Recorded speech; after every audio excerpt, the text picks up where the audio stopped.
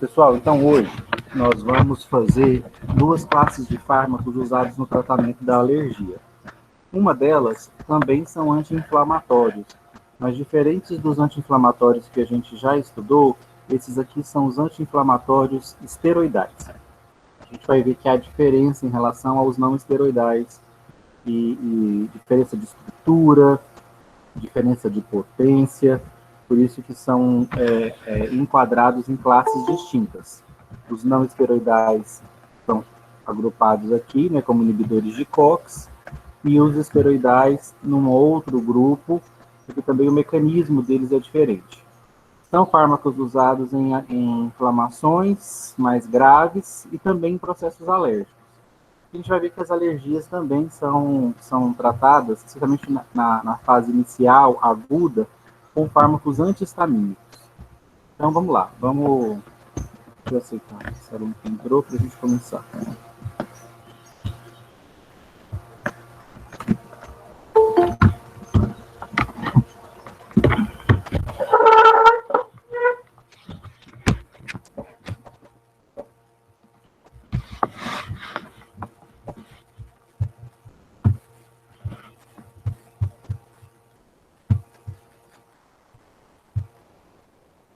Pessoal, eu tinha começado falando com vocês do processo inflamatório e que quando ele se torna crônico, o próprio processo inflamatório danifica a estrutura do tecido.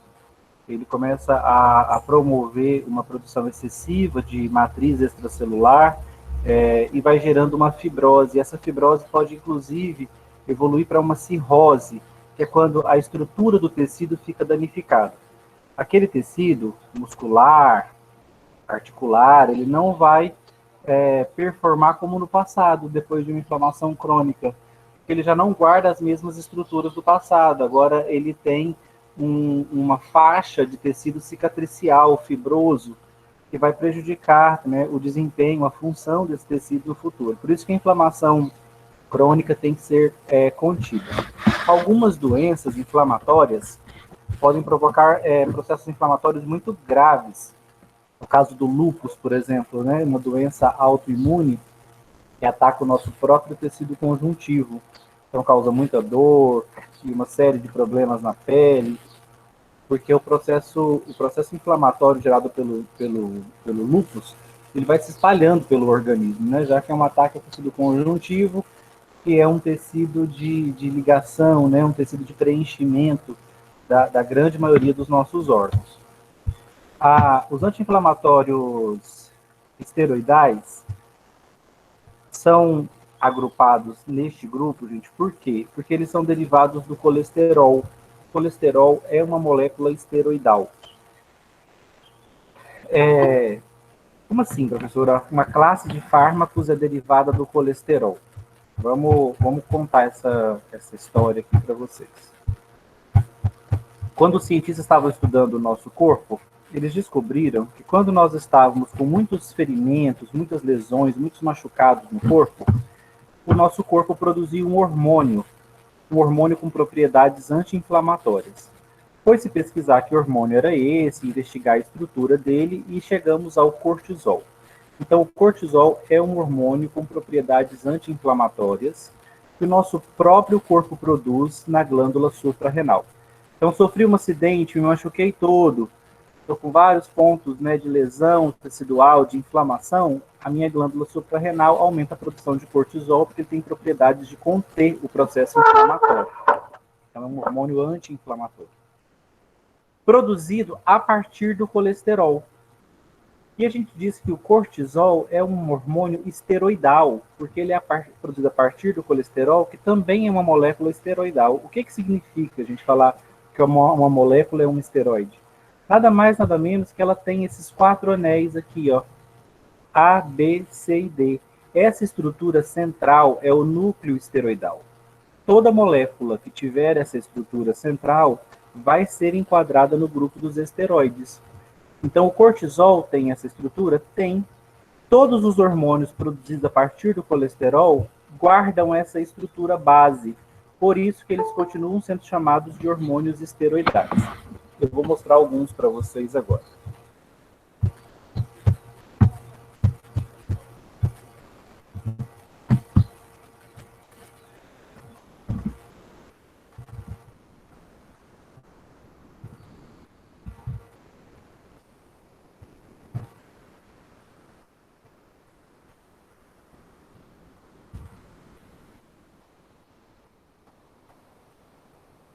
Gente, olha aqui, ó. Essa é a estrutura do colesterol. Esse anel A, o anel B, o anel C e o anel D, nessas posições, formam o núcleo esteroide. Todas as moléculas que tiverem esse núcleo vão ser chamadas de moléculas esteroides ou derivadas de esteroides. O nosso corpo usa colesterol para produzir vários hormônios, inclusive o cortisol, que é o nosso hormônio anti-inflamatório. Olha a estrutura do cortisol para vocês verem como é parecida.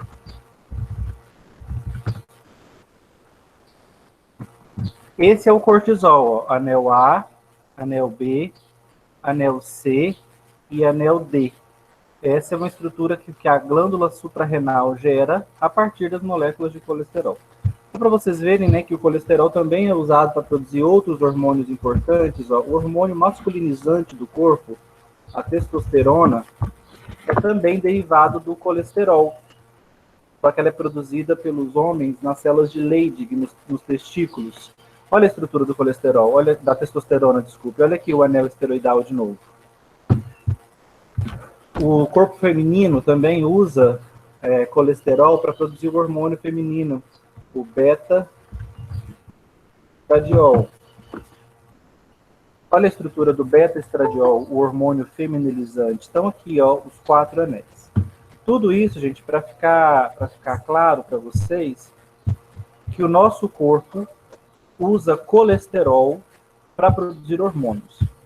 E o hormônio anti-inflamatório do corpo é produzido a partir também do colesterol, então ele tem a estrutura base do núcleo esteroidal e, portanto, tem propriedades anti-inflamatórias. Esse fármaco, esse hormônio, né, sempre a gente descobre, gente, no nosso corpo, uma molécula com determinada função biológica, os farmacologistas, né, os estudiosos da farmacologia que buscam descobrir novas classes terapêuticas, normalmente funcionários de universidades, de grandes indústrias farmacêuticas, quando uma informação dessa chega para eles, alguém publica um artigo dizendo, ó, descobrimos uma substância no corpo humano com propriedades anti-inflamatórias. Esse pessoal já levanta as antenas na hora e fala, opa, se o corpo tem uma substância anti-inflamatória, vamos tentar gerar em laboratório moléculas que copiem essa propriedade. Ou seja, um fármaco, né, uma molécula sintética produzida em laboratório e que copia as propriedades dessa molécula biológica. Muitas vezes, eles até tentam copiar a própria molécula biológica. Caso o corpo pare de produzi-la em um determinado tipo de doença, você usa essa molécula sintética para repor. É o que nós fizemos com a tireoide. Quando nós descobrimos qual era a estrutura do hormônio tireoidiano, que se chama levotiroxina, os cientistas correram para o laboratório e deram um jeito de produzir uma levotiroxina sintética. Então, quando você precisa, por exemplo, retirar a sua tireoide por conta de um câncer na tireoide, ou você tem hipotireoidismo, produz pouco hormônio da tireoide, você tem como tomar esse hormônio sintético, igualzinho o hormônio da tireoide, só que produzido em laboratório. Aqui foi feita a mesma coisa. Assim que descobriram que nós tínhamos um hormônio com propriedades anti-inflamatórias, os cientistas foram para o laboratório e copiaram ele. A hidrocortisona, gente, é o primeiro anti-inflamatório esteroidal, né? E ela foi desenvolvida como uma cópia idêntica do cortisol. A hidrocortisona, portanto, é tão potente quanto o cortisol. A potência anti-inflamatória dela é a mesma. Depois dela, claro, né, os cientistas não param. Eles foram pesquisando e desenvolvendo novos anti-inflamatórios esteroidais. Depois da hidrocortisona, veio a prednisona, que é 4 vezes mais potente que ela e o cortisol. Logo em seguida, a prednisolona, 5 vezes mais potente. Depois a triancinolona, 10 vezes mais potente. E por fim, os 2 fármacos mais potentes da classe e mais potentes anti-inflamatórios que existem, a dexametasona e a betametasona, que são de 25 a 30 vezes mais potentes que a hidrocortisona e o cortisol. Então aqui, gente, diferente dos não esteroidais, que eu disse para vocês, gente, aqui, ó, não tem diferença de potência farmacológica. Todo mundo é bloqueador de COX. 2. Todo mundo aqui é anti-inflamatório. A escolha aqui é norteada pelo menos pior.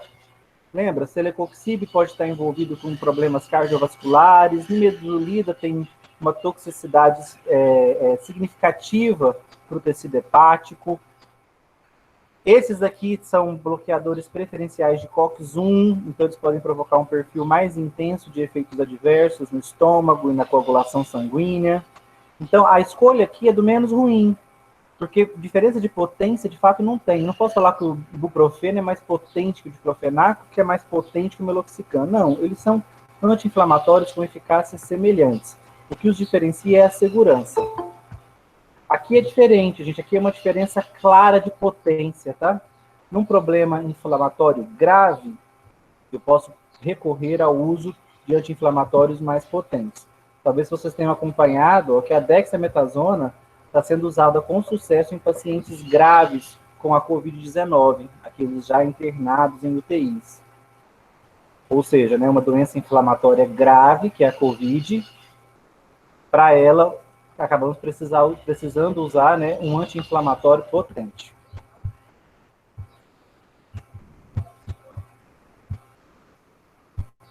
Vocês conseguiram acompanhar até aqui? Só para a gente finalizar, além desses anti-inflamatórios que eu mencionei para vocês, que eu estou apresentando à classe, nós ainda temos budesonida, fluticasona e beclometasona. Se nós tivermos um asmático aqui no grupo, ele vai conhecer algum desses medicamentos certamente. Por quê? Porque eles são anti-inflamatórios esteroidais como os demais. A diferença é que esses daqui, gente, vocês vão achar normalmente na forma injetável, a grande maioria deles disponível na forma injetável, pomadas e cremes para uso tópico, e alguns deles, como a prednisolona, na forma de comprimidos.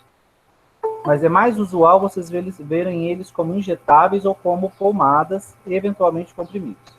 Esses três, embora também sejam anti-inflamatórios esteroidais, eles foram desenvolvidos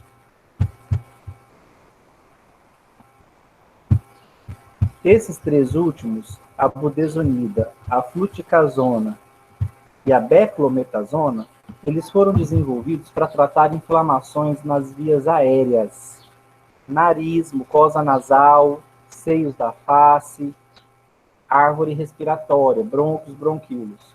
Alguém sabe me dizer inflamações que a gente tem nessas estruturas que podem se tornar crônicas ou que são crônicas, que podem durar meses e que a gente precisaria usar um anti-inflamatório diretamente na mucosa nasal ou na árvore respiratória?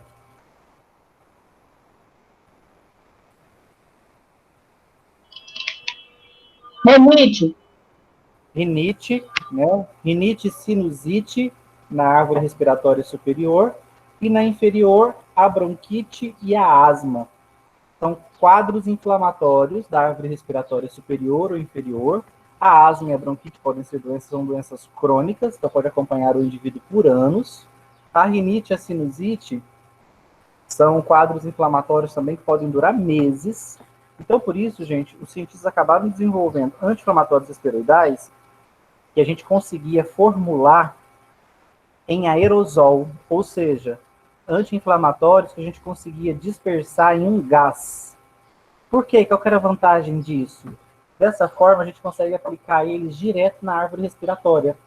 Eu não preciso tomar por via oral ou injetar esse medicamento para todo o meu corpo para ele poder chegar nos meus pulmões. Não, eu consegui desenvolver uma via de administração, os gases, né, os sprays, que me permitem lançar essa medicação direto no nariz, nas fossas nasais, quando o problema é rinite ou sinusite, ou direto na árvore respiratória inferior, nos pulmões, brônquios, bronquíolos e alvéolos, né, quando o problema é asma ou bronquite asmática. Então, eu destaquei esses três aqui em amarelo, porque esses três vocês vão encontrar no mercado na forma de sprays gasosos, né, na forma de aerosóis. Então, tem uma grande vantagem, porque aí eu consigo aplicar a medicação direto sobre o tecido que precisa do anti-inflamatório. Então, direto sobre a mucosa nasal, que está toda congestionada, no caso da rinite, ou direto sobre a árvore respiratória, que também está toda congestionada, no caso da asma e da bronquite. Esses outros é mais comum acharmos na forma de injetável e pomadas para uso tópico. Como é que esses medicamentos agem, gente? Os anti-inflamatórios não esteroidais, que nós vimos antes, nós vimos que eles são bloqueadores da COX. Então, toda essa turma aqui bloqueia COX-2, para de produzir prostaglandina e prostaciclina, e o processo inflamatório regride. Reduz a dor, reduz a febre, por isso que eles têm triplo mecanismo de ação. Aqui, gente, o mecanismo de ação é muito mais profundo. Os anti-inflamatórios esteroidais, eles se ligam no mesmo receptor do cortisol, até porque eles são cópias do cortisol. O anti-inflamatório esteroidal, então, vai se ligar ao receptor de glicocorticoides, que é uma proteína do citoplasma das células. Então, qualquer desses fármacos que vocês tomarem, eles vão ser distribuídos pelo seu corpo, na sua célula, eles vão entrar na célula e se ligar ao receptor de glicocorticoides. Por isso, gente, que todos os anti-inflamatórios esteroidais também são conhecidos como glicocorticoides ou corticoides. Então, vocês podem usar quaisquer desses termos. Glicocorticoides ou simplesmente corticoides. É a mesma coisa que dizer anti-inflamatório esteroidal. Se ele disser que tomei um anti-inflamatório esteroidal, um corticoide, um glicocorticoide, ele tomou qualquer um desses. Quando esses fármacos se ligam ao receptor de glicocorticoides, eles provocam uma alteração muito profunda na célula. Por quê? Porque o fármaco ligado no receptor de glicocorticoides vai lá para o núcleo da célula, gente, e altera a expressão gênica das células. Olha que efeito farmacológico profundo. Ele muda a forma como a célula transcreve seus genes e, consequentemente, as proteínas que a célula produz. Isso é uma alteração farmacológica, uma alteração bioquímica muito profunda na célula, revolucionária. Esses medicamentos, gente, literalmente sacodem a célula. Porque eles entram, se ligam no receptor de glicocorticoide, vão lá para o núcleo e mudam o perfil de transcrição de genes, ou seja, muda o padrão, o perfil de produção de proteínas. A célula produzia um determinado grupo de proteínas antes, quando ela estava inflamada, e depois do efeito dos anti-inflamatórios esteroidais, ela passa a produzir um grupo de proteínas diferentes. Olha só, duas proteínas que param de ser produzidas sob o efeito dos anti-inflamatórios esteroidais. Fosfolipase A2 e COX-2. Eu paro de produzir fosfolipase A2 e COX-2. E as minhas células inflamatórias, do infiltrado inflamatório, também diminuem a produção de citocinas, que são moléculas que promovem a inflamação. Gente, quem se lembra, qual é a consequência de eu parar de produzir fosfolipase A2 e COX-2? Qual que é a consequência de eu deixar de produzir essa enzima e essa no tecido inflamado? Vocês concordam comigo que parar de produzir essas duas enzimas é um potentíssimo efeito anti-inflamatório? Inclusive muito mais potente do que dos anti-inflamatórios não esteroidais, porque ao parar de produzir a fosfolipase A2, eu paro de gerar ácido araquidônico. Então não vai ter matéria-prima para produzir nem leucotrienos, nem prostaglandinas, prostaciclinas e tramboxanos. Se eu ainda assim bloqueio a COX, a produção de COX, aí que a produção dessas substâncias fica reduzida mesmo na célula. Então eu quero que vocês entendam, essa é uma questão de verbo, né? Usar o verbo certo. Os anti-inflamatórios esteroidais, que nós estamos estudando hoje, não é que eles bloqueiem a fosfolipase e bloqueiem a COX. Quando você fala assim, que eles bloqueiam a fosfolipase e bloqueiam a COX, fica a impressão de que eles vão lá e se ligam na fosfolipase e na COX. Não é isso que eles fazem. Eles se ligam no receptor de glicocorticoides e vão lá para o núcleo e param a produção de fosfolipase e de COX. Os não esteroidais que nós vimos na aula anterior, eles se ligam diretamente na COX e inibem ela. Aqui não. Aqui, os anti-inflamatórios esteroidais, eles vão lá no núcleo e fazem a célula parar de produzir a COX. Eles não interagem diretamente com a COX, eles interagem diretamente com o material genético da célula. Então, gente, esse é o efeito deles anti-inflamatório, tá? Um profundo efeito anti-inflamatório. porque diminui a produção de citocinas, mas especialmente porque para a produção de fosfolipase A2 e de COX-2, duas enzimas fundamentais na inflamação. Sem fosfolipase 2 e sem COX-2, eu não consigo manter o processo inflamatório. Não vai ter ácido araquidônico, não vai ter prostaglandina, prostraciclina, tromboxano, nem leucotrieno. Toda a cascata inflamatória que nós estudamos é interrompida. Portanto, o efeito anti-inflamatório desses fármacos é muito profundo. Dúvidas, gente? Até aqui? Nada, nada? Tem alguém aí? Tomás? Tomás está assistindo a aula esse semestre, hein? Que orgulho.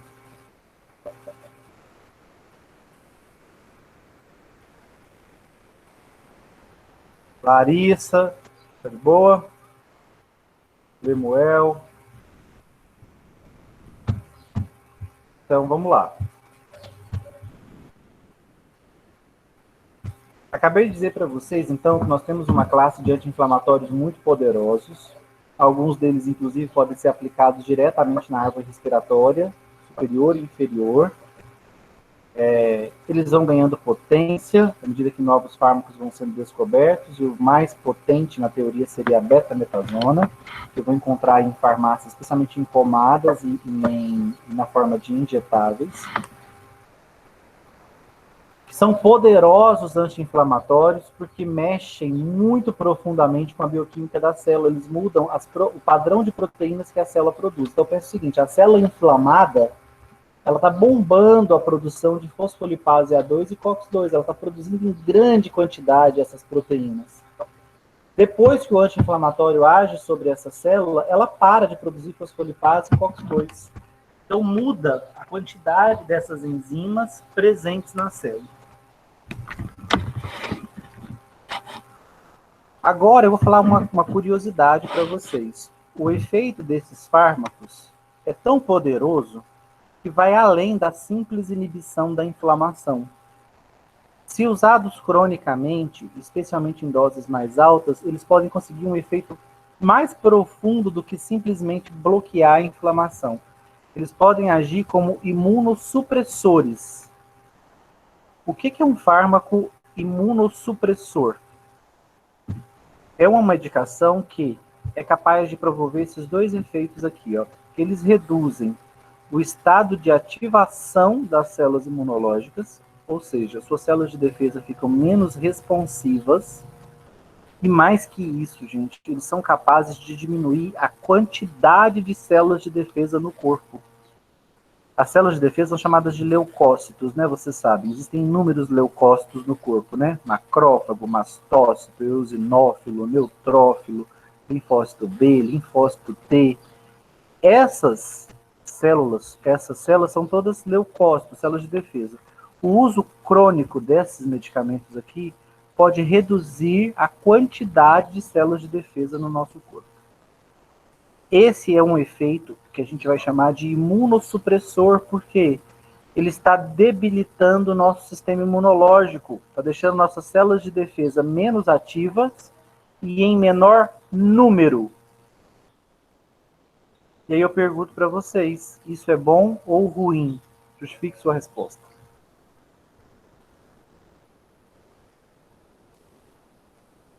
No chat, não. Abre aqui um áudio e fala comigo. Bom ou ruim?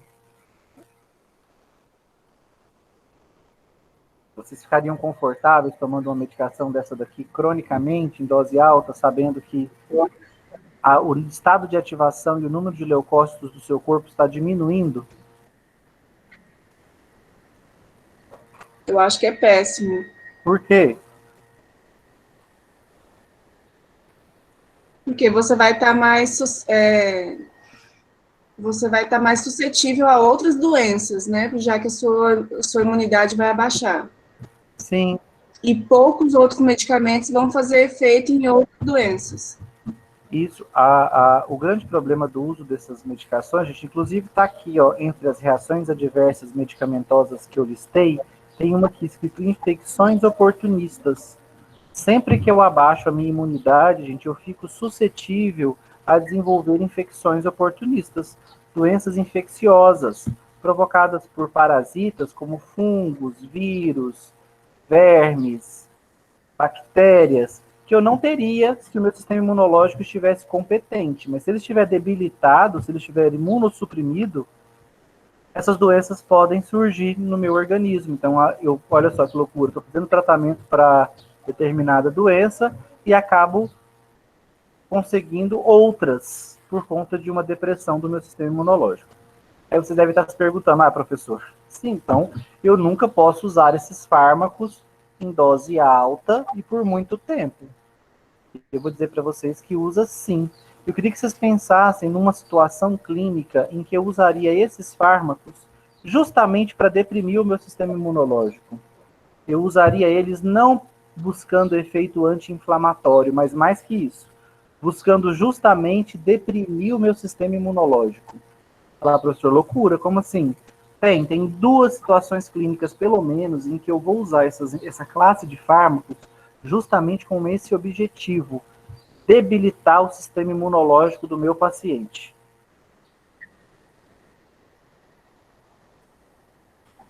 Quando? Doença autoimune? Doenças autoimunes. No caso de lúpus, por exemplo? Lúpus, por exemplo, doença autoimune. Lúpus é um excelente exemplo, artrite reumatoide. Por quê? São doenças, gente, que quem é o agente agressor? É o próprio sistema imunológico que está descontrolado, desregulado. Ele está atacando os próprios tecidos do organismo e provocando doença. Então, numa pessoa que tem doença autoimune, eu vou precisar diminuir a potência desse sistema imunológico. E quanto mais ativo ele estiver, mais grave estará a minha doença.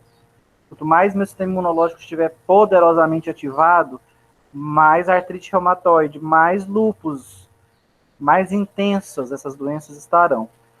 Por isso, nesses quadros de autoimunidade, eu preciso reduzir as defesas imunológicas. Professor, mas eu não posso estar tornando o indivíduo suscetível a infecções oportunistas? Posso. Às vezes até uso uma antibiótico-terapia preventiva aqui.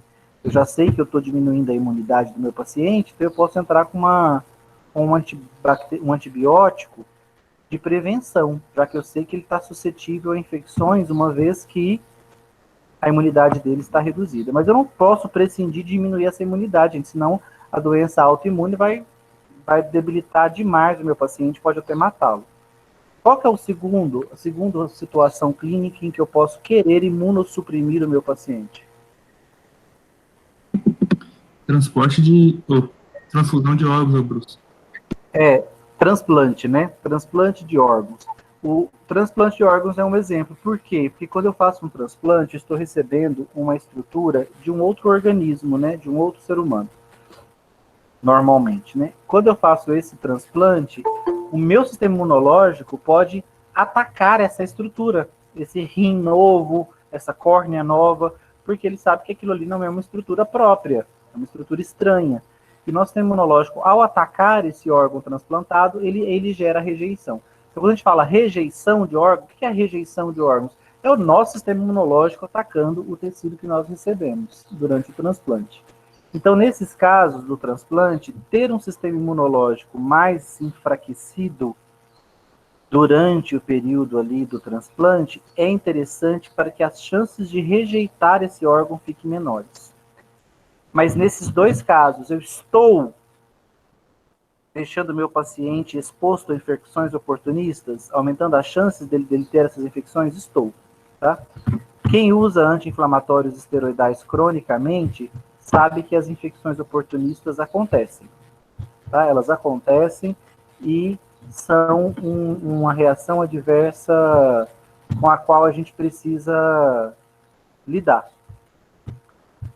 Vamos...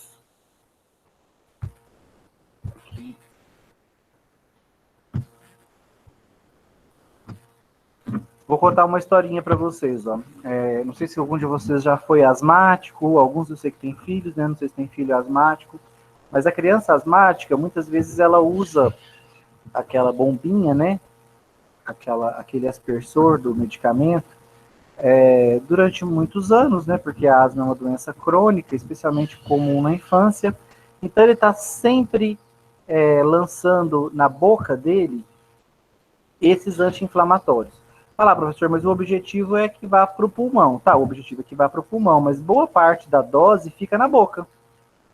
Na língua, especialmente, né? Porque a hora que você injeta a dose de gás, boa parte daquela dose ali vai ficar presa na sua mucosa da boca, na língua especialmente, e a hora que você aspira, uma parte da dose vai para o seu pulmão, mas uma parte fica na boca. Muitas crianças que usam essas medicações, elas desenvolvem recorrentemente sapinho. Sapinho é uma infecção fúngica na boca, candidíase, que não acontece, gente, normalmente numa pessoa imunocompetente. A cândida não vai provocar essa candidíase numa boca onde o sistema imunológico está competente. Agora, quando você reduz muito a imunidade da boca do paciente, ele pode acabar desenvolvendo até mesmo a candidíase oral, o sapinho, de forma recorrente. Então, essa criança ela pode até ter problemas dentários. Por quê? Porque a imunidade na boca dela é menor, porque ela está sempre, né, constantemente ali, aplicando na boca dela fármacos anti-inflamatórios. Aí o uso constante desses anti-inflamatórios, esteroidais, vai acabar reduzindo a imunidade da boca, vai ter um efeito imunossupressor. Ah, mas é no corpo todo? Não é no corpo todo, porque ela não está tomando comprimido. Se ela estivesse tomando comprimido cronicamente, a queda da imunidade seria no corpo todo. Como ela está usando topicamente, né, é um aerosol que ela aplica na boca, a perda da imunidade acontece especialmente na boca e nos pulmões, na mucosa dos pulmões, pelo uso crônico dessas medicações. Tá? Então, como eu sempre falo para vocês, gente, o meu objetivo é que, à medida que vocês forem aprendendo farmacologia, vocês entendam como a farmacologia é um cobertor curto. Eu cubro a cabeça e descubro os pés. Então, eu trato uma inflamação e me exponho a infecções oportunistas. É tudo junto e misturado. Então, os medicamentos sempre têm um lado B, sempre tem um lado perigoso. Vocês viram os inofensivos anti-inflamatórios não esteroidais que nós estudamos antes. Você toma ali, compra tranquilamente na farmácia, venda livre, todo mundo tem em casa. E quem já estudou essa classe sabe, né? Alguns deles provocam toxicidade hepática fulminante, podem provocar, como a nimesulida. Outros são tóxicos, podem provocar distúrbios cardiovasculares, até mesmo fatais, é o caso dos coxives. Tem os que podem, todos eles, né? Todos eles podem provocar problemas gástricos, gastrite, até úlcera com hemorragia. Então, ou distúrbios da coagulação, junto com a dengue, que também é uma doença que provoca distúrbio da coagulação, pode inclusive ser fatal. Então, tá vendo que até as classes mais populares e de mais fácil acesso têm um lado B muito perigoso. E esses daqui, gente, talvez sejam a classe de fármacos aí, né, acho que talvez só percam para os antineoplásicos, com um perfil de reações adversas mais agressivo. Falar, professor, estava tão bom para ser verdade, né? Potentes, poderosos anti-inflamatórios, tinha que ter um lado ruim. Eu tenho uma notícia ruim e uma notícia boa. A notícia boa é que, quando eu uso essas medicações por até 15 dias, no máximo, tempo de tratamento máximo, 15 dias, a literatura diz que o perfil de reações adversas é bem brando. Ou seja, que eles seriam relativamente seguros para o uso de até 15 dias. Ah, usei até 15 dias, não vou comprometer tanto assim a minha imunidade, por exemplo. O problema, gente, é quando eu uso essas medicações cronicamente. O que é cronicamente, então? Mais que 15 dias. Quando eu uso mais que 15 dias, lembra que eu disse que essas medicações dão uma sacudida na célula, porque mudam a forma como a célula produz suas próprias proteínas? Então, como isso gera um efeito farmacológico muito potente, também gera reações adversas muito intensas no uso crônico, tá? Então, gente, sempre que for fazer uma farmacoterapia com anti-inflamatórios esteroidais, se possível, se a doença permitir, respeitar essa janela de 15 dias. Usar pelo menor tempo possível esses fármacos. Por quê? Porque se usados de forma prolongada, uma das reações que eles podem provocar é depressão. Um quadro clínico bem pesado, né? Uma doença terrível que altera a neuroquímica do nosso sistema nervoso central e vai gerar um estado de humor permanentemente triste, desmotivado, sem vontade, e que pode, inclusive, também levar à morte, né? Porque em alguns indivíduos a depressão leva a tendências suicidas. Então, olha só, isso aqui já é uma reação adversa terrível. Outra, eles podem aumentar a glicemia, né? Gerando um quadro semelhante a uma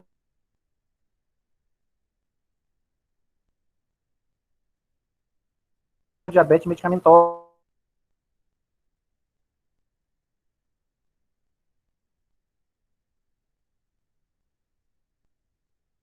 Passar longe de anti-inflamatório esteroidal. Atleta, esse pessoal que está buscando também ganho de massa, porque se ele fizer uso crônico dessas medicações, elas vão começar a promover catabolismo proteico. O que é isso? Quebra de proteínas. Então ele não consegue formar proteínas, ele não consegue construir massa magra, porque a massa magra, o ganho de músculo, é formação de proteínas. Quem usa essas medicações aqui cronicamente tem quebra. Então a massa magra ele vai fazer diminuir. Então os atletas que querem ganho de massa, ganho de força, passam longe do uso crônico de anti-inflamatórios esteroidais. Eles provocam um efeito adverso muito típico, que quando vocês verificarem, quando encontrarem com um paciente que tem o que a gente chama de... eles provocam uma redistribuição da gordura nos ombros, pescoço e face. Olha que loucura, as células adiposas começam a se concentrar nos ombros, no pescoço e no rosto. Então a pessoa começa a ter a engordar essas estruturas. O rosto vai ficando completamente arredondado, por isso que a gente diz que esse paciente tem face de lua cheia. Ele tem essa cara arredondada, gordura acumulada no rosto, por conta do efeito de uma reação adversa do anti-inflamatório esteroidal usado cronicamente, né, do corticoide usado cronicamente. Eles promovem profunda retenção de água e sódio, e ao reter água e sódio, gente, eles provocam edema e hipertensão, porque quando você acumula água no corpo, você incha, e esse excesso de água aumenta o volume de sangue, então aumenta a pressão dentro dos vasos. Então, o indivíduo hipertenso, se usar essas medicações aqui cronicamente, ele pode descontrolar a sua hipertensão. Sem contar o edema. O edema é um inchaço generalizado. E aqui, gente, quando eu falo edema, só quem já conheceu alguém que fez um tratamento longo com corticoide sabe o que eu estou falando. Esse edema é deformante. O indivíduo vai inflando. Não parece uma simples gordura, onde a pessoa ainda mantém a silhueta. Um edema que a impressão que você tem é que a pessoa foi inflada. Ela vai perdendo os contornos, assim, por exemplo, entre o queixo e o pescoço, vai tudo estufando. Então, a pessoa, se você conhece uma pessoa às vezes magrinha, e aí ela descobre uma doença autoimune, por exemplo, tem que usar esses fármacos aqui em dose alta por muito tempo. Se você encontrar ela 6 meses depois, você não a reconhece. É outra pessoa, né, com um aspecto assim de obeso mórbido, mas é acúmulo de água. Né? Se ela cessar o uso da medicação, ela vai perdendo aquele líquido retido e praticamente volta ao peso normal. Aquilo ali não é obesidade, não é gordura, não é tipo de pouso, é acúmulo de água no corpo. As infecções oportunistas nós já falamos. E por fim, quero que vocês façam uma pesquisinha na internet para vocês conhecerem a síndrome de Cushing medicamentosa. O que é a síndrome de Cushing? É uma doença provocada pelo excesso de cortisol no corpo.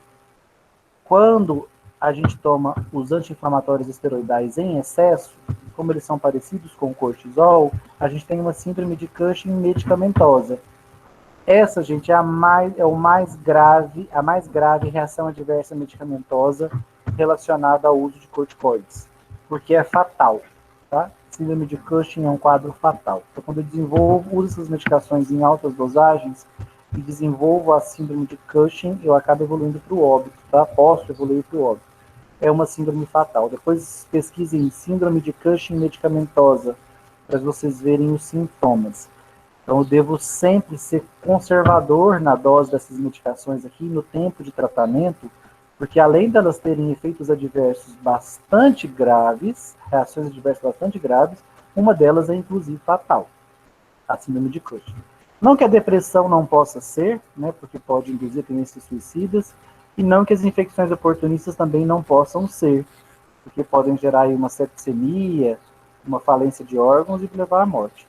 Então, uso prolongado de corticoides, gente, será necessário sim, nas doenças autoimunes especialmente, para evitar rejeição de transplantes, algumas doenças inflamatórias crônicas, como a asma, mas lembrando que a minha imunidade, o perfil de reação adversa, quando eu uso essas medicações cronicamente, é intenso. Aí eu quero perguntar para vocês, eu disse que esses aqui, ó, por exemplo, o mais potente, né, beta e dexa, eu disse que você encontra eles em pomadas. Pensa que você tem uma alergia crônica nas mãos. Suas mãos estão sempre empolando, sempre com reações alérgicas, a pele rachando, com rasco com ressecada. E aí você precisa usar um anti-inflamatório esteroidal para tratar essa alergia, porque a alergia é uma doença inflamatória. Gente, vocês fariam uso do comprimido ou do creme? Você tem que usar constantemente, já que essa alergia sua é crônica. Uma dermatite crônica. Ah, o creme, né? Age direto. Por que o creme? O creme? Age direto no local da alergia. Porque ele vai agir direto sobre as suas mãos, que é o local da alergia, mas principalmente, gente, não é porque ele vai agir direto só não, é porque quando eu faço a aplicação tópica...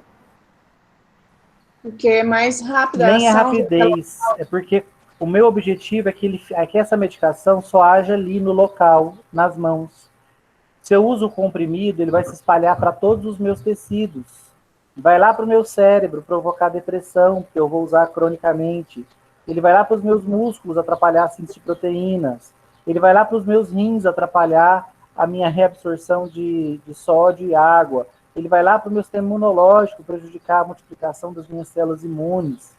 Então, gente, uma medicação que, se usada cronicamente, tem todas essas reações adversas graves, sempre que eu puder usá-la topicamente e restringir os efeitos dela àquele tecido que está sendo aplicado, muito melhor. Olha o asmático, ele tem que usar cronicamente anti-inflamatório esteroidal. Nós desenvolvemos esses aerosóis para eles, porque se a criança asmática tivesse que tomar essas medicações aqui injetável ou comprimido, coitado dos pais, eles teriam que lidar com uma criança com depressão, que não cresce direito porque tem catabolismo proteico, quebra de proteínas, uma criança inchada, uma criança talvez hipertensa, com infecções recorrentes. Então, olha que complicado seria tratar uma criança asmática que tem que usar cronicamente essas medicações, se eu tivesse que aplicar nessa criança de forma injetável e de forma oral, ou seja, sistêmico. Por isso eu desenvolvi uma formulação que me permite dar para essa criança asmática o anti-inflamatório só no tecido que ela precisa, só no pulmão. Ah, mas não passa um pouquinho para a circulação sanguínea, professor, e vai para o resto do corpo? Passa, mas é pouco. Nada comparável com uma dose injetável, que vai toda para a sua circulação sanguínea. Tá bom? Então, o uso crônico dessas medicações, de preferência, se possível, fazer de via tópica. Se a minha doença inflamatória é acessada topicamente, eu uso um creme, uma pomada, se for respiratório, um aerosol, para evitar o uso crônico. Lembra do exemplo que eu dei na asma, que a criança nebuliza sempre na boca e acaba derrubando a imunidade da boca? Menos mal, ela vai ter problemas de imunidade só na boca. Se ela estivesse fazendo uso desse anti-inflamatório comprimido, a queda da imunidade não seria só na boca, seria no corpo todo. Poderia ter várias infecções oportunistas em vários tecidos. Numa criança, então, prejudicaria até o crescimento, né, o metabolismo energético da criança como um todo. Então, gente, cuidado, tá? O uso dessas medicações cronicamente é bastante controverso, necessário em alguns casos, paciência, necessário em alguns casos, mas quando necessário, eu tenho que estar de olho nesse perfil de reações adversas. Muitas vezes, o uso desses fármacos cronicamente vai acabar exigindo o uso de outras medicações. O paciente começa tomando só isso aqui, ó, mas logo ele está polimedicado. Logo ele tem que tomar um diurético, porque ele está retendo muito líquido. Logo ele tem que tomar um antidepressivo, porque a depressão surgiu. Logo ele está tomando antibiótico, porque ele está com infecção oportunista. Então, quem usa cronicamente, ou seja, mais de 15 sessões de medicação, pode acabar se tornando um paciente polimedicado. Ele usa o anti-inflamatório para tratar a doença dele, por exemplo, uma doença autoimune, e usa outras medicações para conter as reações adversas medicamentosas. Olha que complicado, né?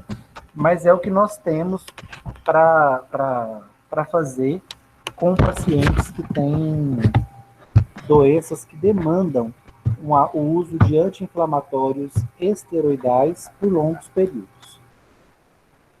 Certinho, gente? Dúvidas sobre o anti-inflamatório esteroidal? Senão nós já vamos para os antialérgicos e vamos fechar nossa aula.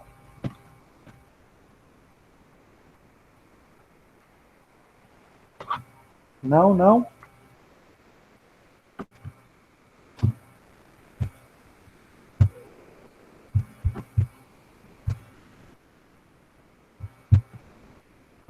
Certo, não, 7:38. Péssimo, o que tá péssimo, Vanessa? Na minha aula não, né? É o som? Espero que seja o som.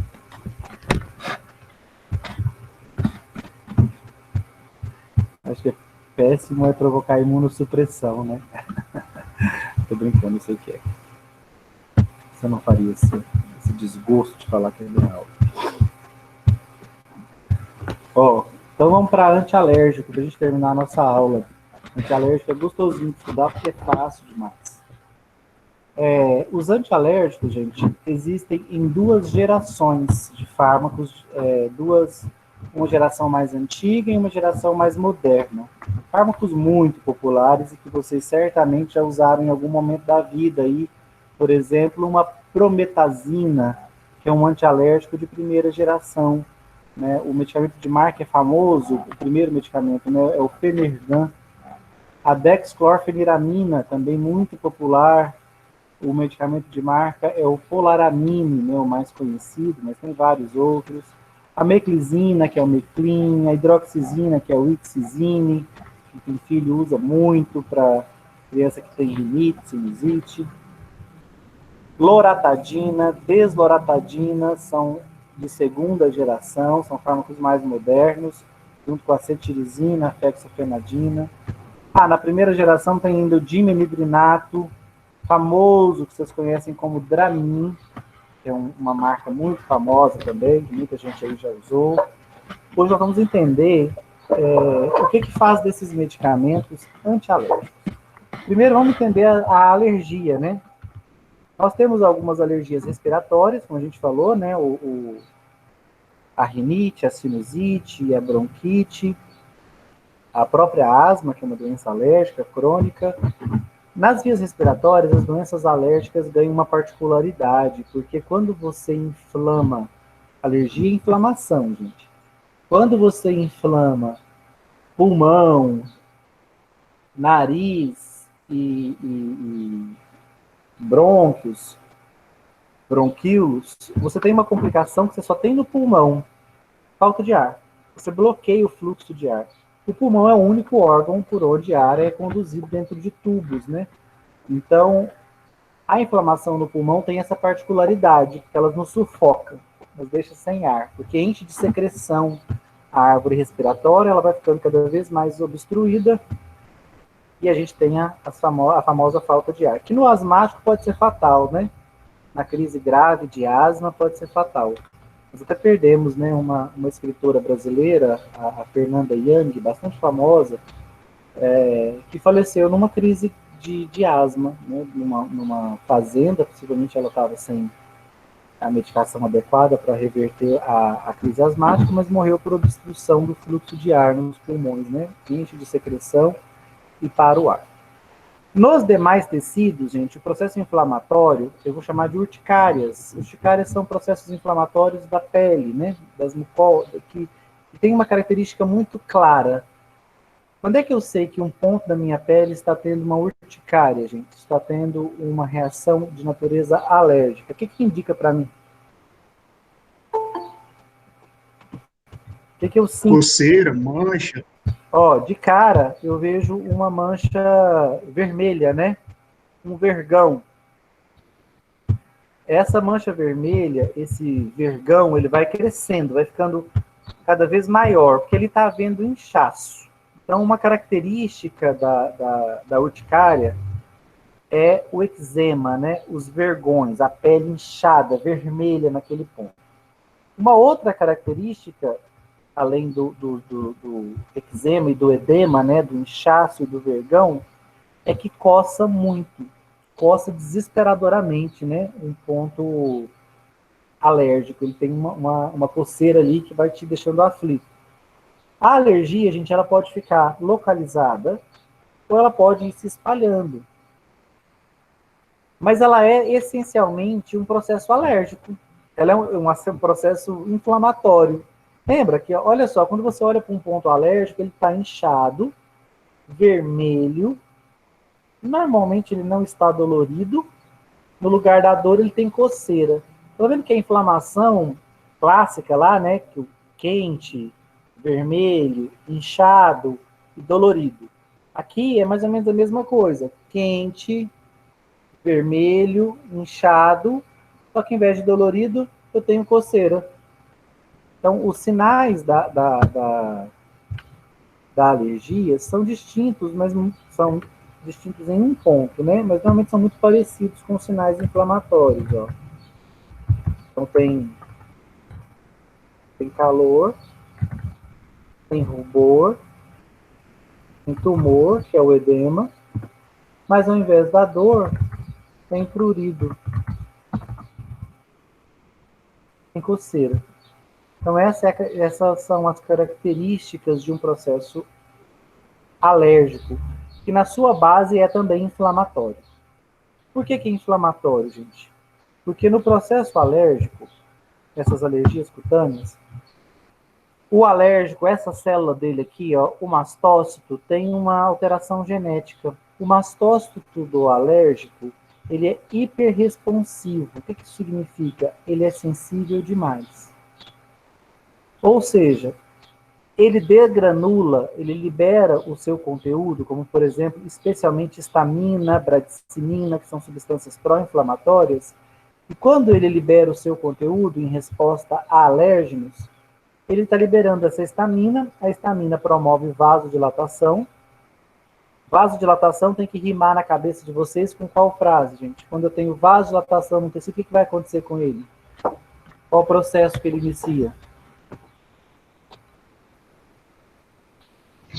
Inflamação. Então, quando o meu mastócito libera histamina, a histamina se liga no receptor dela, nos vasos sanguíneos, que é o receptor H1 de histamina, H de histamina.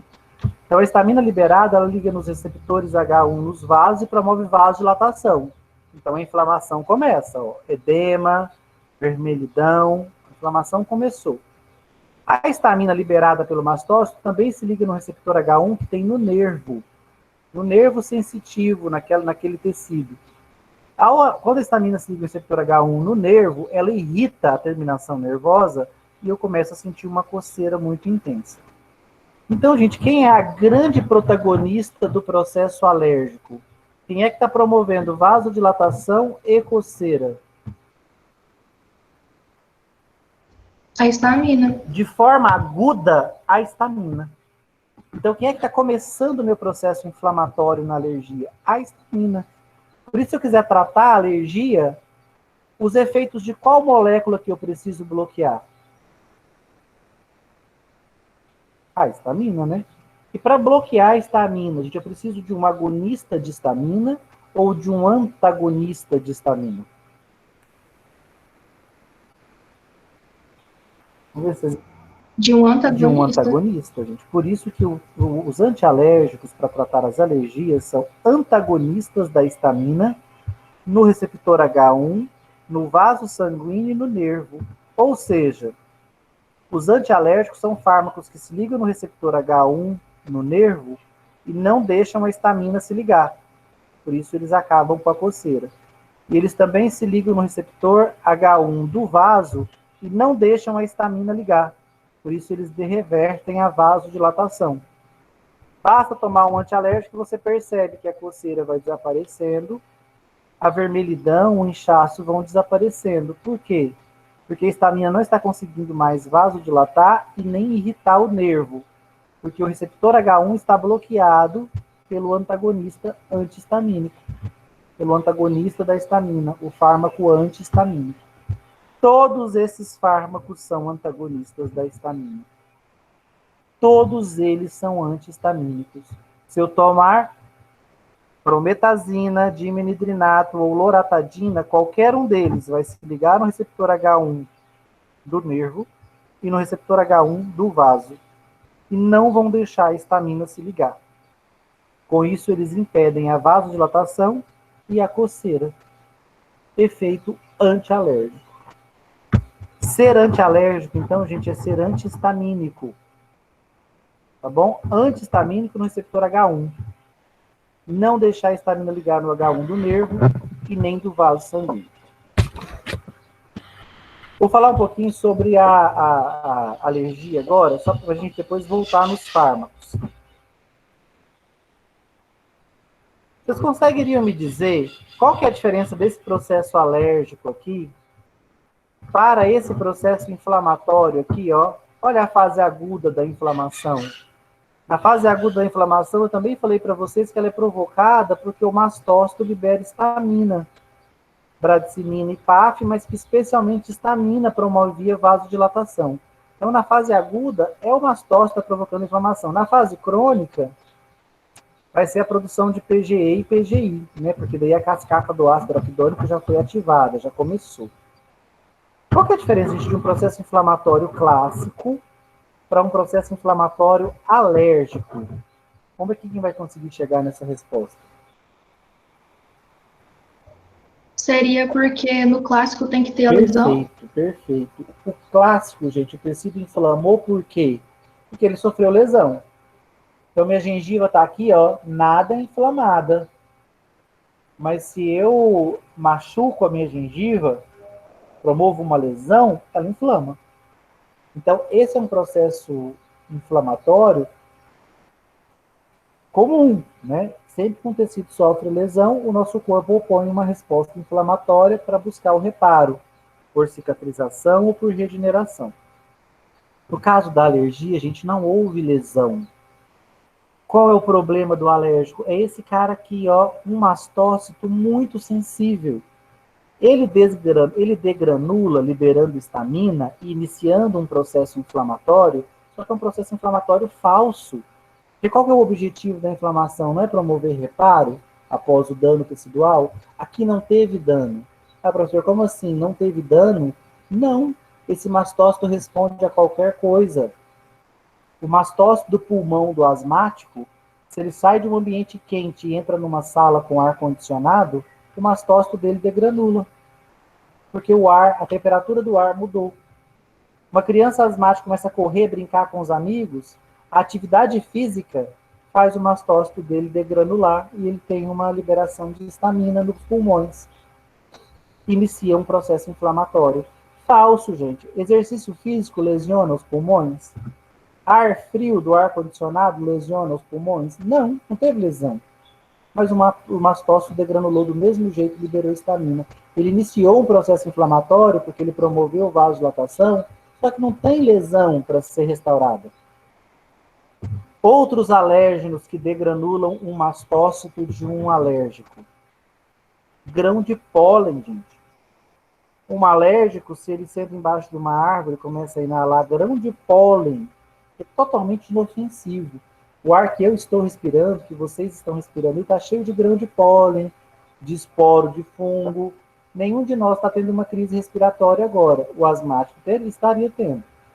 Porque o mastócito dele responde a essas substâncias como se fossem patogênicas, como se fossem partículas bacterianas, fúngicas, e ele reage a elas de forma muito intensa, dando início a um processo inflamatório, mas é uma inflamação fake, sem objetivo, porque a inflamação ela tem um objetivo, restaurar, promover o processo de reparo, cicatrizar ou regenerar um tecido que sofreu lesão. Aqui não teve lesão.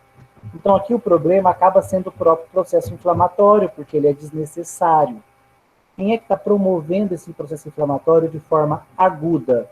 Histamina, que está tanto promovendo a coceira quanto a vasodilatação.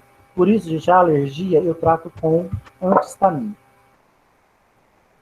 Agora, vou fazer uma pergunta mais difícil. Alguns de vocês podem falar assim, ah, professor, mas a minha rinite, eu tomo loratadina e melhora. Mas dependendo da intensidade da minha rinite, da minha sinusite, loratadina não faz efeito. Eu vou precisar tomar quem, gente? Uma budesonida spray, uma fluticasona. Por que vocês acham que alguns processos alérgicos, algumas rinites e sinusites, vão responder à histamina e outras, a histamina já não adianta mais. Vamos responder a histamina aqui. Vamos responder a antihistamínicos, como a loratadina. E por que algumas inflamações alérgicas já não respondem ao antihistamínico? Elas demandam, às vezes, o uso de um anti-inflamatório esteroidal. O que vocês acham que tem de diferença? Porque vocês vão falar para o paciente de vocês. Ele chega lá com uma rinite, uma sinusite, você fala assim para ele. Ou um colega, né, te liga perguntando, nossa, eu estou numa rinite, numa sinusite, o que eu tomo? Toma loratadina. Eu falei, não, para mim isso aqui é igual água. Minha sinusite continua do mesmo jeito. Por que, gente, que não resolve para alguns? Alguém tem uma sugestão?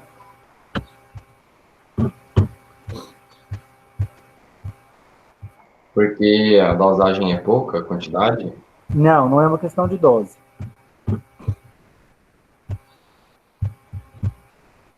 Gente, a questão é que a histamina, ela é a protagonista do processo inflamatório na fase o quê? Aguda. Então, no início do processo inflamatório, quem está provocando vasodilatação é a histamina. Então, no início, se eu bloqueio as ações da histamina, eu paro a vasodilatação e a inflamação acaba. Então, a alergia, que é um processo de inflamação agudo, é a histamina que está promovendo aquilo ali. Se eu tomo um fármaco antihistamínico, a vasodilatação acaba, porque a histamina fica inibida, e a inflamação acaba aqui. Só que se o meu processo inflamatório já ativou a cascata do ácido araquidônico, se o fosfolipase já está produzindo ácido araquidônico, o ácido araquidônico já está sendo convertido em prostaglandina e prostaciclina, olha quem está vasodilatando agora, é a histamina, depois de algum tempo. Olha quem está vasodilatando, gente, é prostaglandina e prostaciclina. Tomar antihistamínico vai impedir a produção de prostaglandina e prostaciclina? Não. A vasodilatação vai continuar e a inflamação continua. Ou seja, num processo alérgico já crônico, a cascata do ácido araquidônico já foi ativada. Então já não é mais a histamina a protagonista da vasodilatação. É prostaglandina e prostaciclina. Quem é que para a produção de prostaglandina e prostaciclina? Anti-inflamatório esteroidal. O não esteroidal também faz isso? Também faz isso. Entenderam, então, que quando o meu processo é agudo, quem está promovendo aquela vasodilatação ainda é a histamina. Mas se eu já estou há uma semana com rinite, já não é mais a histamina que está provocando a vasodilatação. Eu já tenho produção de prostaglandina e prostaciclina, então para parar a produção delas eu vou precisar de um anti-inflamatório. E normalmente o anti-inflamatório indicado para usar nas alergias é o anti-inflamatório esteroidal. Ah, professor, e todos esses problemas aqui, usá-los dentro desses 15 dias. Tá? Evitar ultrapassar a barreira desses 15 dias para eu não poder vir a ter essas reações adversas todas. Certinho, gente? Então, algumas alergias que estão mais crônicas, que já duram alguns meses, dias, semanas, elas já não estão mais sendo... A histamina já não é mais a grande protagonista daquele processo alérgico. É prostaglandina e prostaciclina que estão vasodilatando. Então, precisa de anti-inflamatório. Nos quadros alérgicos agudos, quem está promovendo todo esse peteco, todo esse problema, é a histamina. É ela que está irritando o nervo, provocando coceira, e é ela que está vasodilatando, gerando inchaço e os vergões. Certinho? Essa alergia, gente, ela não é lá uma coisa, ela é uma coisa que incomoda, né? Um processo patológico que incomoda especialmente por causa da coceira. Então, a urticária me incomoda por causa da coceirinha. Estou com um processo alérgico na boca, às vezes o palato, né, o céu da boca está ali coçando, eu fico passando a língua, aquele desconforto, uma coceira dentro do nariz, nas fossas nasais, eu fico espremendo meu nariz ali para tentar me aliviar, porque a coceira é algo tão angustiante, né? Ou na pele, posso até provocar ferida, lesão na minha pele, por conta daquela está coçando, né? As unhas podem arrancar a epiderme.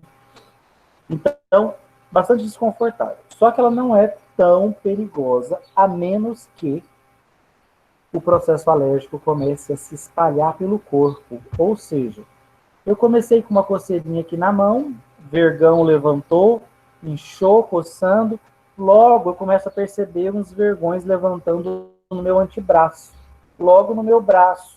Eu tiro a camisa, vejo que o meu peito, as minhas costas estão cheias de vergões surgindo e a coceira está se espalhando pelo meu corpo.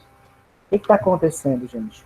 Os alérgenos entraram no seu corpo, pode ser um esporo de fungo, um pólen, partículas de um ácaro, elas estão se espalhando pelo seu corpo e os seus mastócitos estão degranulando e liberando histamina.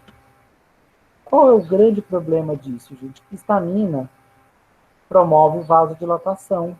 Se ela for liberada em grande quantidade no seu corpo, os seus vasos dilatam de uma vez e a sua pressão arterial cai bruscamente. Uma queda brusca da pressão arterial provocada por histamina vai gerar um quadro chamado choque anafilático, que pode levar à morte por parada cardíaca. Então, essa alergia que está se generalizando deve me preocupar? Sim, porque ela está promovendo vasodilatação por onde passa. Onde o mastócito está degranulando, tem histamina sendo liberada, tem vaso dilatando. Esses vasos estão dilatando, a pressão dentro deles cai. A minha pressão geral, minha pressão arterial pode cair muito. Isso leva a um quadro de choque anafilático, que é uma queda abrupta da pressão provocada por histamina. Isso pode parar meu coração. Então, uma alergia pode me matar, me provocar uma parada cardíaca? Sim. Então, essa alergia que está se espalhando pelo meu corpo, tem que fazer o quê, gente? Correr para um serviço ambulatorial. Eu tenho que ir atrás de fazer o uso de uma medicação antihistamínica, se possível intravenosa, para ter um efeito mais rápido. Normalmente, nesses quadros, vocês vão receber um antihistamínico intravenoso no hospital e também um anti-inflamatório esteroidal. É muito comum você receber hidrocortisona, que é um anti-inflamatório mais leve, já injetável. Chegou no hospital, hidrocortisona injetável, junto com um antihistamínico também injetável. Para que isso?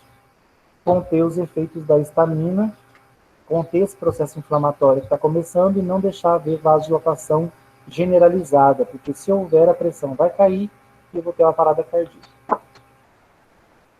Uma reação alérgica, essa reação que eu acabei de citar para vocês, o choque anafilático, ela demora, então dá mais tempo de eu salvar meu paciente, porque ele começa a coçar pelo corpo todo, começa a se sentir tonto, a pressão está caindo, tem o tempo de chegar num serviço de atendimento ambulatorial.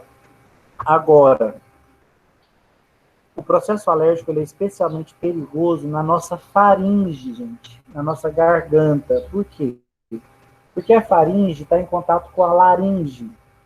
A laringe é a porta de entrada para o sistema respiratório. O ar passa pela epiglote, né, quando ela se abre, atravessa a glote, que é a primeira estrutura da laringe, e desce em direção à traqueia. Então, o ar vai lá para os nossos pulmões. Se eu tiver uma degranulação de mastócitos na minha laringe, ou seja, o meu alérgeno, a minha substância alergênica, foi liberada, chegou à minha faringe. E ali os mastócitos degranularam e liberaram histamina. Nos vasos sanguíneos da minha faringe, laringe, vai começar a haver vasodilatação. E aí vasodilatação vai gerar edema. Ou seja, a minha garganta começa a inchar a minha faringe, a minha laringe, a minha glote e epiglote começam a inchar, até o ponto, gente, de que a glote fecha. Quem é a glote? É a porta de entrada do ar para a traqueia. Se esse inchaço provocado pela histamina, se esse edema, bloqueia a passagem de ar, o indivíduo começa a ter uma parada respiratória, que pode ser fatal, Gente. Muita gente morre no mundo anualmente por conta de parada respiratória provocada por edema de glote, por uma alergia. A alergia a alimentos é muito comum de acontecer isso, porque o alimento passa direto pela faringe, então ele entra em contato com a faringe, com a epiglote. Então, quando naquele alimento tem substâncias que para mim são alergênicas, elas entram em contato com os meus mastócitos da faringe, eles degranulam, logo a minha faringe já incha, laringe também, o fluxo de ar é bloqueado e a pessoa começa a sufocar. Quem já passou por isso, né, sabe que é um sufoco. Por exemplo, é muito comum na alergia a camarão. O indivíduo que tem alergia a camarão, às vezes só dele comer, às vezes você preparou algo junto com o camarão, respingou algumas proteínas do camarão, ou preparou na mesma panela. Quando o indivíduo come, gente, é quase que instantâneo. Ele mal provou ali, ele já vai levar a mão à garganta, já vai começar a sufocar, e muitas vezes é mais difícil você conseguir atendimento. Você precisa chegar muito rapidamente a um atendimento para conseguir desbloquear essas vias aéreas. Tá certo? Então, vamos conhecer os fármacos, né, antialérgicos que bloqueiam as ações da histamina, especialmente importantes de serem bloqueadas para evitar aí o choque anafilático ou o edema de glote. São as duas principais complicações de um processo alérgico. Quem são, gente, os antialérgicos? Na primeira geração, nós temos toda essa turma aqui, ó, ciproheptadina, difenidramina, dimenidrinato, famoso Dramin, hidroxizina, meclizina, prometazina, o famoso Fenergan, bromfeniramina, dexclorfeniramina, o famoso polaramine. Esses são os fármacos antialérgicos, antihistamínicos, que bloqueiam a ligação da histamina no receptor H1 de primeira geração. Os de segunda geração são loratadina, desloratadina, cetirizina e fexofenadina.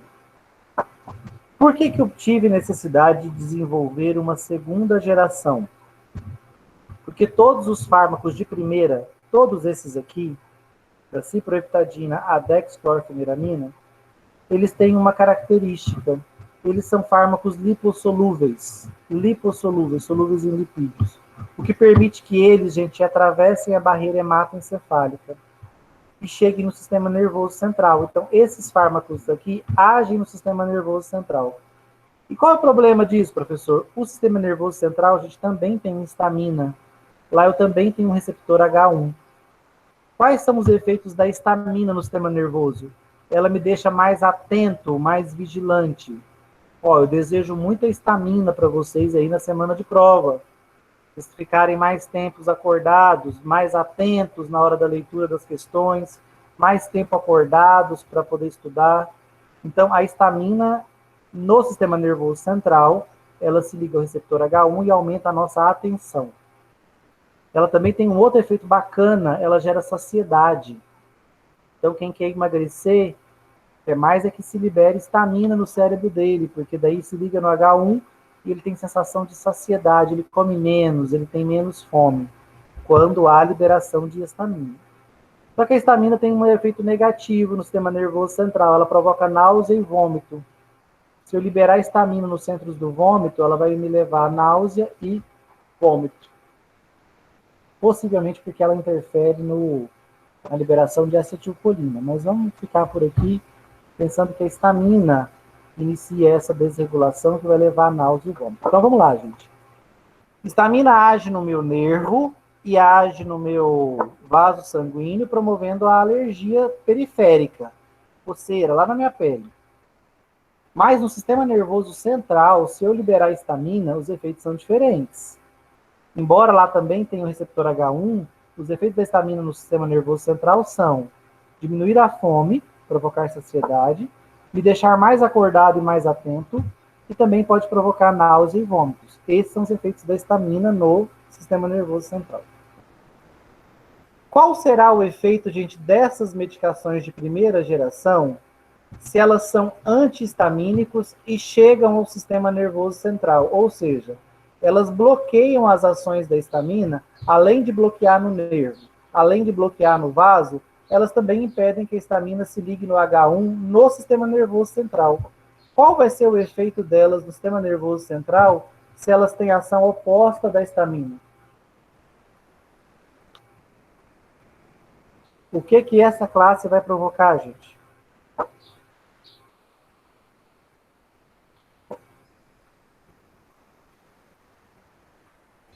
Principalmente o sono. Se a histamina, quando liga no H1, me deixa acordado e atento, quando esse antihistamínico chega no meu cérebro, ele não deixa a histamina se ligar.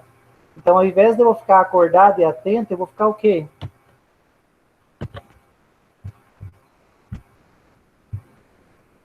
Sonolento e desatento. Então, esses são os efeitos do meu antihistamínico de primeira geração no sistema nervoso central. Sono e desatenção. Essa é uma reação adversa grave? Não. Mas, primeiro, é uma reação adversa, né, gente? Porque olha o seguinte, eu tomei essa medicação aqui, com qual objetivo? Eu queria conter um processo alérgico.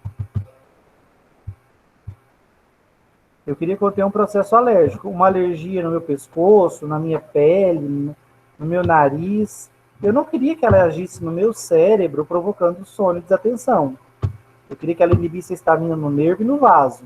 Se ela foi lá para o meu cérebro e inibiu a histamina lá, impediu ela de ligar no H1 e gerou sono e desatenção, isso é reação adversa.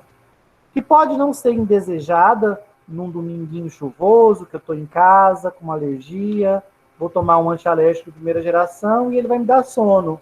Delícia, eu vou dormir o resto do domingo.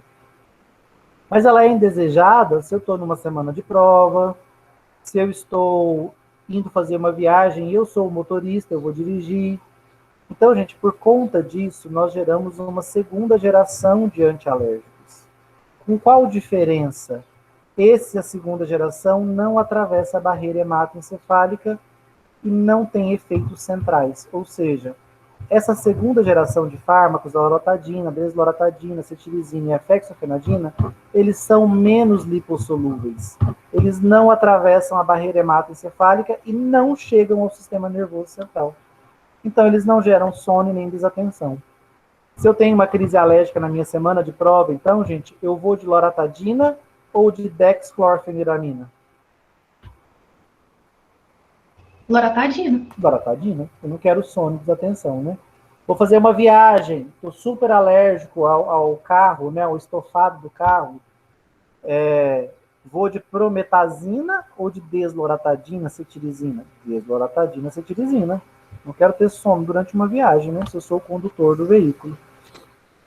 Estou indo trabalhar, né? E estou muito alérgico. Meu escritório onde eu trabalho está meio mofado, a parede, eu tenho alergia a esporo de fungo. Então, vou tomar ali uma meclizina, uma hidroxizina ou loratadina? Loratadina, claro. Tá? Então, porque a segunda geração, gente, ela foi desenvolvida para não atravessar a barreira hematoencefálica e ser antialérgico apenas onde eu preciso, na periferia. Bloquear a ligação da histamina no receptor H1 do nervo e do vaso, no ponto onde está havendo a alergia. Eu evito, usando essas medicações, efeitos centrais. Só que os efeitos centrais, gente, nem sempre são ruins, não, né?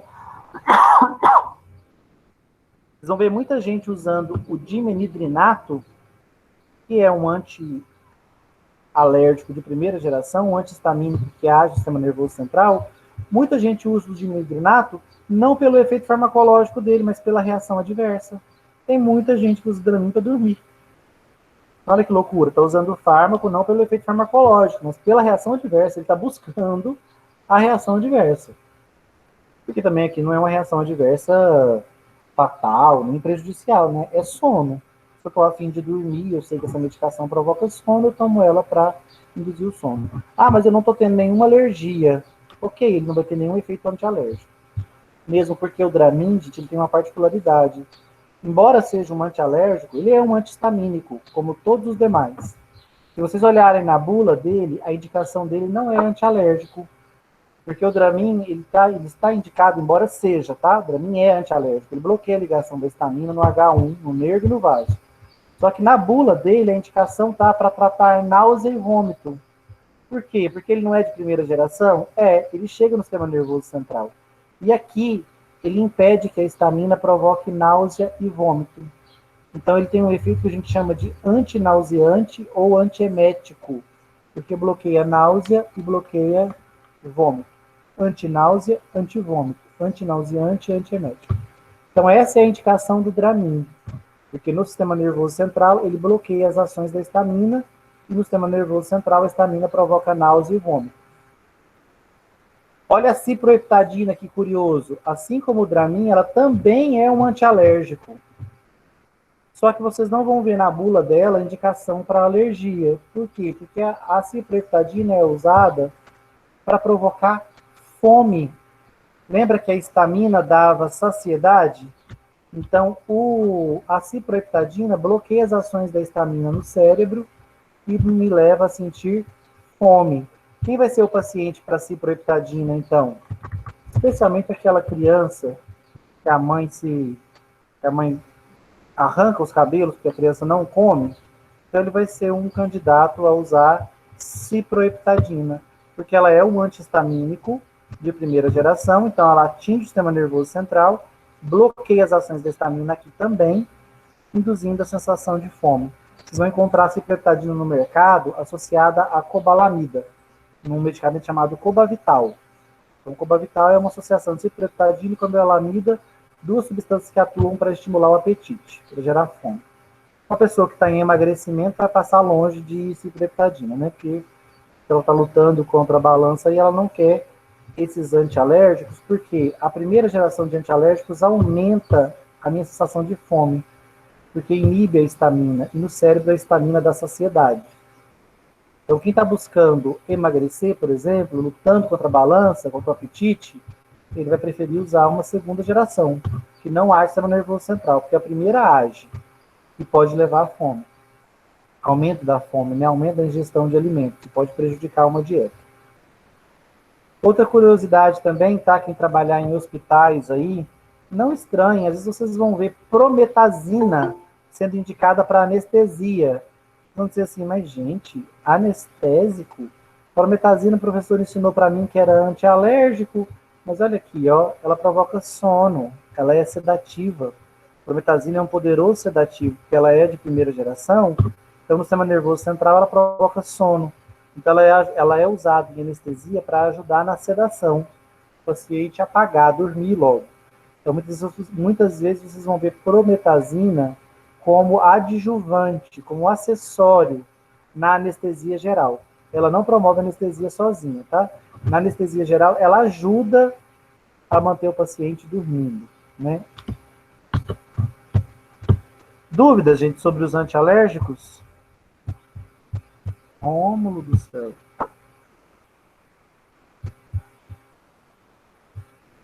Bruce, Oi. esses medicamentos que você destacou agora por último, eles podem ser considerados de uso off-label? Olha, você tem que verificar na bula. A prometazina não, porque se não me engano, se você olhar na bula da prometazina, tem lá que ela pode ser usada como adjuvante em anestesia. Então, se tem na bula, não é off-label.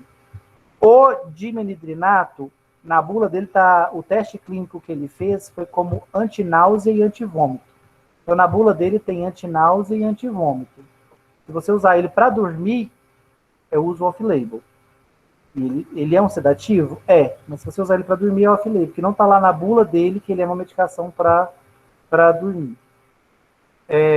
A cipreptadina, ela é antialérgica, de natureza, né? Só que na bula dela tá para aumentar a saciedade, aumentar a fome, desculpa, para aumentar a sensação de fome, porque ela é antihistamínico, né? A histamina gera saciedade, como ela bloqueia as ações da histamina, ela provoca fome. Então, para eu considerar off-label, eu tenho que olhar na bula.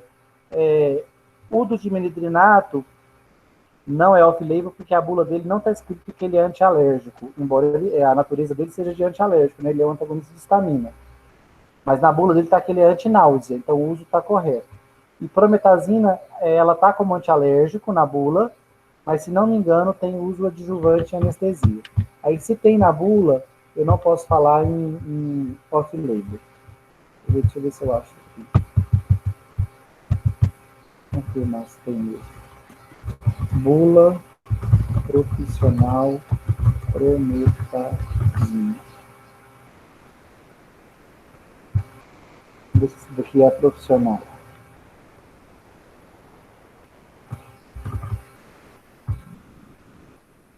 Qual é a bula do profissional? Porque os itens não estão na forma de perguntinhas, né? A bula do leigo não tem o item indicações.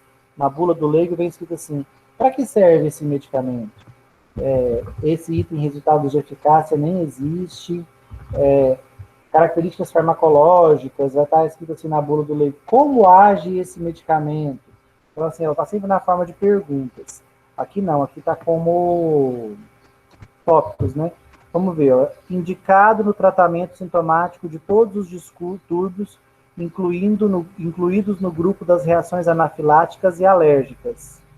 Graças à sua atividade antiemética, é utilizado também na prevenção de vômitos no pós-operatório e de náuseas em viagens. Ó, a promethazina também tem indicação antinauseante, igual ao Dramin, porque ambos agem no sistema nervoso central, então tem efeitos opostos ao da histamina. A histamina provoca náusea.